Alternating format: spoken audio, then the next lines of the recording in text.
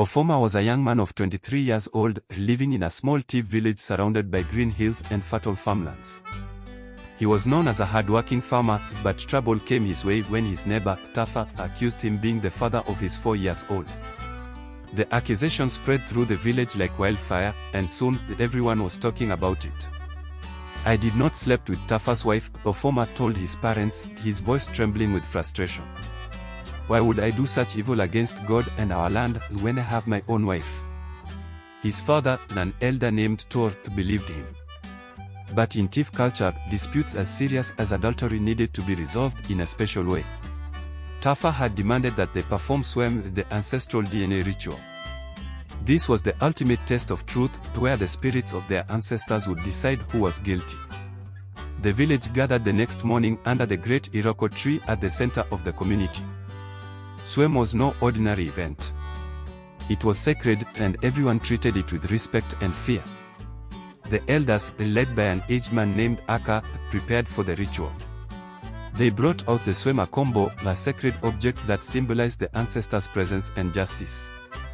It was kept in a wooden box wrapped in white cloth and placed carefully on a small stool. Before the ritual began, Aka raised his hands to the sky and prayed aloud. "Iondo, the creator of all things, and our ancestors, who watch over us, come and show us the truth. Protect the innocent and punish the guilty." Ofoma and Tafa were both asked to sit on opposite sides of the Iroko tree. The crowd was silent, watching intently as the elders explained the rules. "Each of you will take an oath before SWEM," Aka said.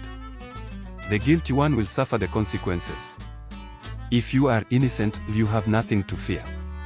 Ofoma's heart pounded in his chest, but he felt no fear. He knew he had done nothing wrong. Tafa, however, looked uneasy, shifting uncomfortably on the ground. The elders prepared a special drink made from herbs, water, and a pinch of sacred soil from the ancestors' shrine. This drink was called the SWEM water. Ofoma was called first. He knelt before the sacred object and held the cup in both hands. Aka spoke solemnly.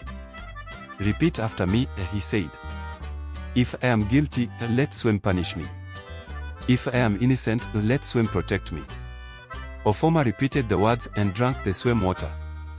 It tasted bitter, but he swallowed it bravely and returned to his seat.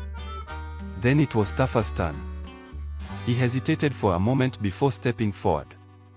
The crowd murmured, sensing his hesitation, but he finally drank and sat down. The elders declared that the spirits would reveal the truth within 3 days. During this time, the village continued their usual activities, but everyone kept a close eye on Ofoma and Tafa. On the second day, something strange happened. Tafa fell ill. He complained of a burning sensation in his stomach and a heavy feeling in his chest. His family rushed to the elders, pleading for help. "SWEM has spoken," Aka said. "Tafa, you have angered the ancestors. Confess your wrongdoing and seek forgiveness." At first, Tafa refused, but the pain grew worse. Finally, he broke down and confessed in front of the entire village. "It was me. I was jealous of Ofoma because he was better than me. He is always happy with his family. Then I blamed him so people would see him as a bad person." The crowd gasped and whispers filled the air. Ofoma's name was cleared, and he stood tall, his eyes filled with relief and gratitude. The elders made Tafa to perform a cleansing ritual to appease the ancestors. The consequences of SWEM were not limited to confession alone. For the guilty, the punishment could take many forms depending on the gravity of the offense. Tafa's illness was seen as just the beginning of the ancestors' wrath. Without proper atonement, the guilty person could face continuous misfortune, sickness, crop failure, or even rejection by the community. The village believed that unresolved guilt disrupted the spiritual balance, bringing harm not only to the individual but also to their family. The cleansing ritual was elaborate. Tafa was required to offer a white goat to the ancestors and spend 3 days fasting and praying at the shrine without seeing his family. The village elders supervised the entire process, ensuring Tafa followed all the steps to seek forgiveness. On the final day, the elders performed a closing ceremony to signify that the ancestors had accepted his repentance. Afterward, the village returned to normal, but the story of Ofoma and the SWEM ritual remained fresh in everyone's mind. Tafa, humbled by the experience, sought to rebuild his relationship with Ofoma. He approached him one evening, carrying a basket of yams as a peace offering. Ofoma, I am deeply sorry for what I did. I let my envy get the better of me. Please forgive me, Tafa said, his voice filled with remorse. Ofoma accepted the gesture with a smile. I forgive you, Tafa. Let's put this behind us and move forward as neighbors. The two men shook hands, and from that day, their relationship grew stronger.